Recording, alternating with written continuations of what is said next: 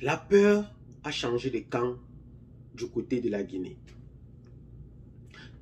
On craint bien et bien le pire du côté de Conakry.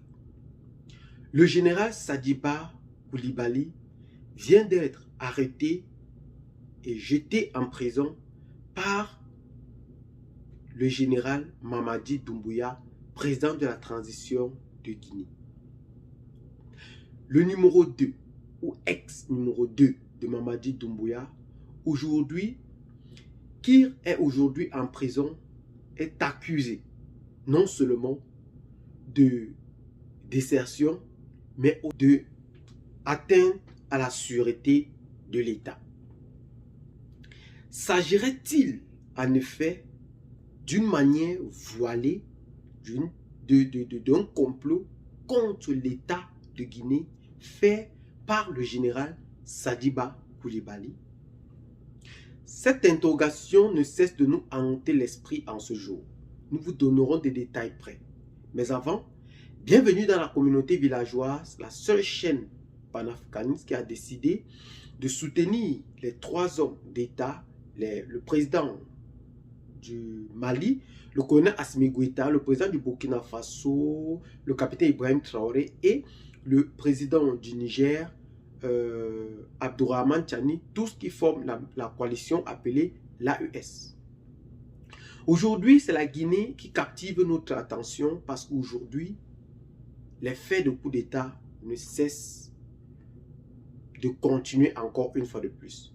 Mais c'est le numéro 2 ou ex-numéro 2 de Mamadi Doumbouya qui aujourd'hui est pris d'assaut.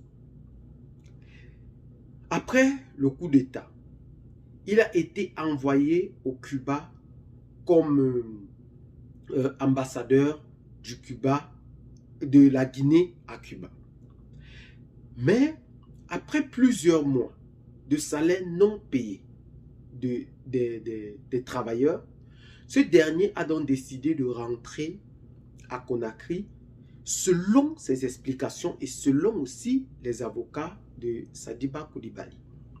Ils ont décidé de rentrer en Guinée pour revendiquer au fait leurs droits. Mais le colonel Mamadi Doumbouya a trouvé de le condamner personnellement à 5 ans d'emprisonnement ferme pour désertion. Ensuite qu'il a été condamné, il a été dégradé au titre de colonel, et quand il a été dégradé au titre de colonel, il a été radié de l'effectif de l'armée et ainsi condamné à 5 ans et condamné encore pour atteinte à la sûreté de l'État et désertion. Voilà les crimes qui percent actuellement contre lui. Il a été condamné à 5 ans. Mais la question que nous posons derrière cette affaire, c'est que pourquoi après cette condamnation, 40 autres officiers et sous-officiers ont été également radiés de l'armée guinéenne? Des gendarmes comme des militaires ont été radiés après lui. Ça laisse un peu des interrogations. S'agirait-il d'un complot contre l'État de Guinée?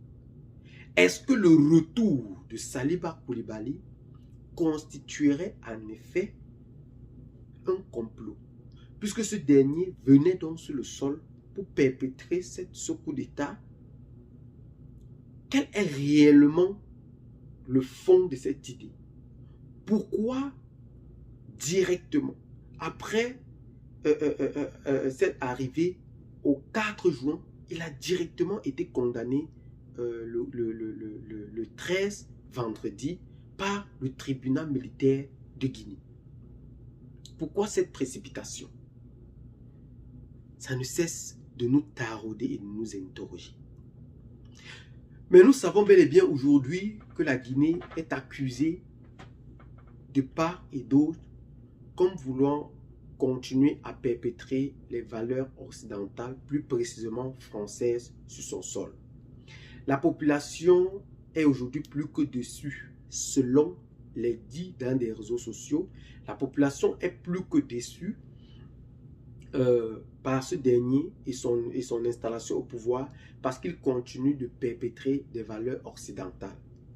Et aujourd'hui, la population est privée de beaucoup de choses dont on ignore guère.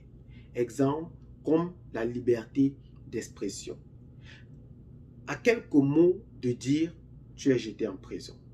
Le peuple continue encore une fois de plus de subir plus de 3 fois la souffrance qu'infligeait au fait l'ancien professeur à la tête de l'État de Guinée. Mais l'aventure de ces derniers avait été criée dans tous les rues de Conakry pour on pensait au fait qu'il devait sauver la Guinée. Mais aujourd'hui, on comprend que cela n'était qu'une bombe à retardement. Nous espérons quand même que ce dernier prendra réellement compte de l'aspiration du peuple de Guinée qu'il est issu aujourd'hui et qu'il a pris acte de leur défendre. Parce qu'aujourd'hui, le peuple guinéen veut sortir de cette impasse économique, de cette famine qui ne cesse de leur hanter et de se hisser aussi comme tous les autres. Il peut prendre l'exemple de ses amis, de ses frères et de ses collègues du côté de l'AES pour mieux s'intégrer.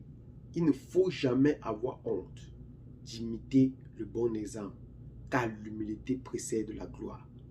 Ce dernier peut en effet commencer réellement à imiter pour mieux s'initier dans ces valeurs africaines aujourd'hui. Parce qu'on a besoin de lui pour défendre ce panafricanisme, pour défendre cette souveraineté, pour défendre cette intégrité dont le peuple africain aujourd'hui est en pleurs et en a besoin. Il est encore temps.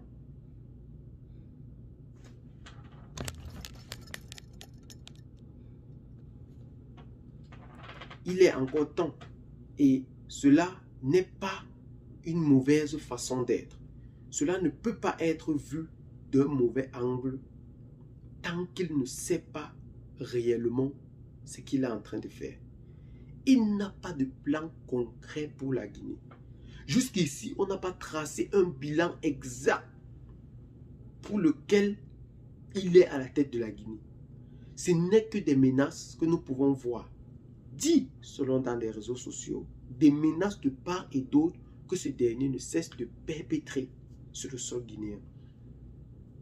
Mais nous croyons et nous connaissons que dans des mois à venir, ce dernier prendra réellement conscience de ce qui se passe. Mais si jamais ceci était un complot contre l'État, qu'il sache que Koulibaly n'est qu'une petite miette ou n'est qu'un pion dans le damier aujourd'hui. Et que s'il continue, il subira le même sort que Damiba ou le colonel Damiba a subi sur le sol burkinabé aujourd'hui.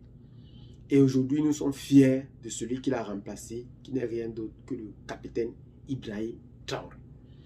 Et bien les amis, c'était juste pour vous informer de ce qui réellement se passe du côté de la Guinée. Laissez donc massivement vos commentaires pour nous aider donc à mieux élucider ce sujet. Abonnez-vous à la chaîne si ce n'est pas encore fait. Partagez la vidéo avec les amis si vous l'avez trouvée intéressante. Et à très bientôt pour de nouvelles vidéos. Ciao. Bye bye.